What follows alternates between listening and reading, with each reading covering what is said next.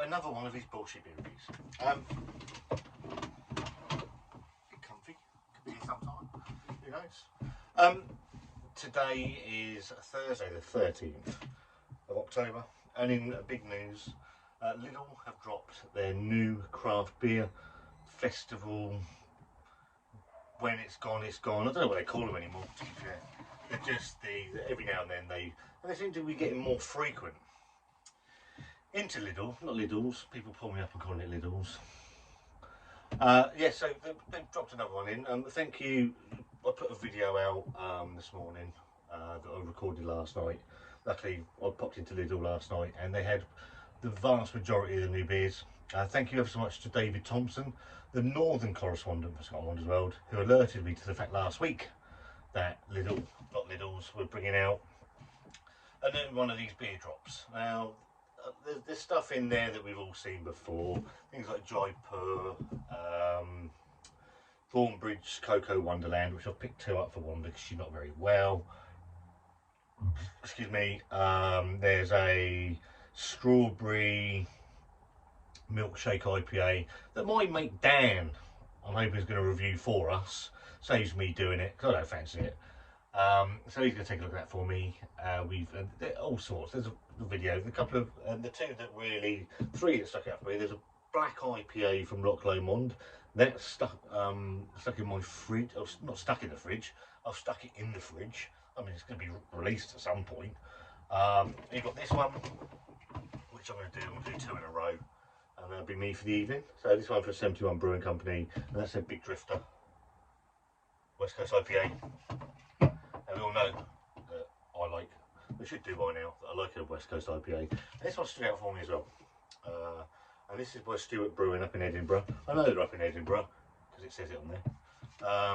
And it's their Coastal Hopper, a West Coast triple hopped double IPA. This one was £1.99, as was that one. Like the can art, a lot of their stuff sort of looks quite samey for me, Stewart Brewing stuff. This one's coming in at 7% on the ABV. Now, I did a West Coast double IPA not long ago, which was this one from Elusive Brewing, and it's their Jewel of Iron. And I said in that video that it's a style of beer that I struggle to get on with. I love a West Coast IPA.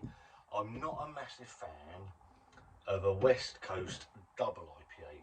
I think it's probably the malt build and the amount of malt that goes into it. I think that's probably, my hair's a mess, isn't it? Where I struggle with it. But yeah, so Coastal Hopper, West Coast triple hopped double IPA. I'm interested to see if they say what hops are in it. 7% on your ABV, and it says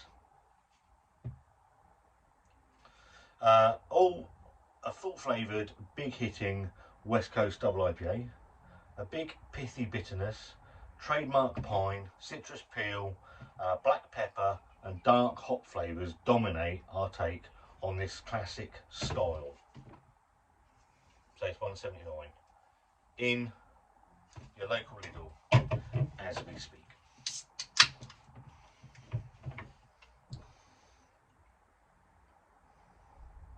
So it'll be interesting to see what this one's like. There's some in the can, I'll come back to it in a minute. In the glass, it's pin sharp, copper colour, half a finger of off-white head. It looks okay, actually, it looks quite nice in the glass. Interesting.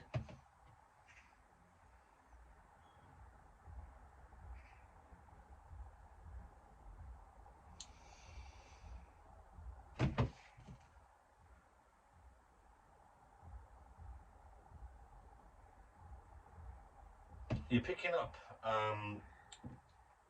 some pithy orange. It's not as sort of marmalade-y and sort of the aroma doesn't rage out at you. There is some citrus in there.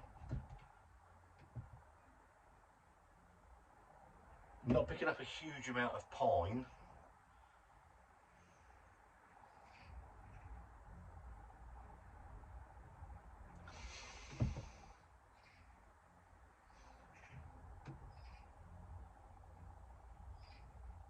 It smells right. It doesn't smell fantastic. It smells all right. Cheers.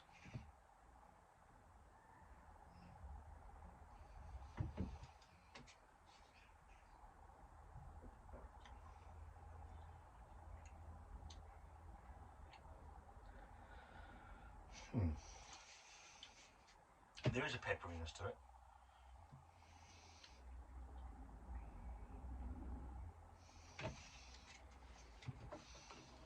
Crikey.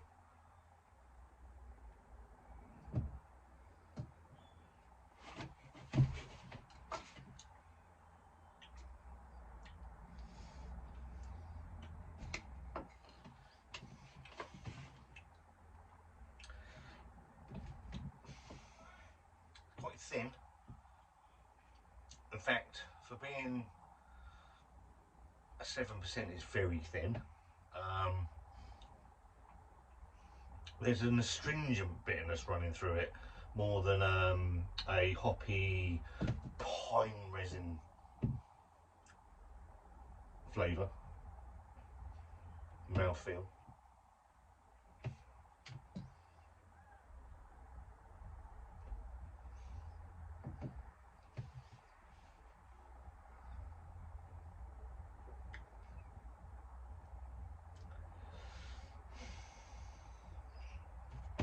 There's a pithiness to it, but it's that quite astringent bitterness that's putting me off. It's not the best beer that's been in one of these little drops, and I think it suffers, in all honesty, at that price range. I think it would be 50p more to get a few better ingredients in, better quality ingredients into it. I think it'll be a better beer. It's got almost a, dare I say it, copper coin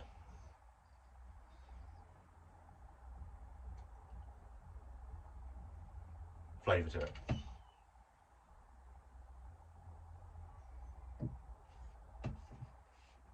There is a pepperiness to it. I don't think that does it any favours, in all honesty.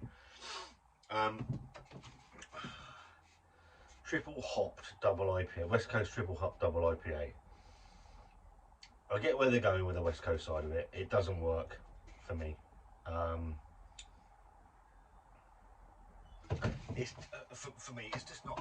It's not very good. It's, the more I drink it, the more I dislike it. And I think that's a telling sign on it, really. Carbonation, quite light.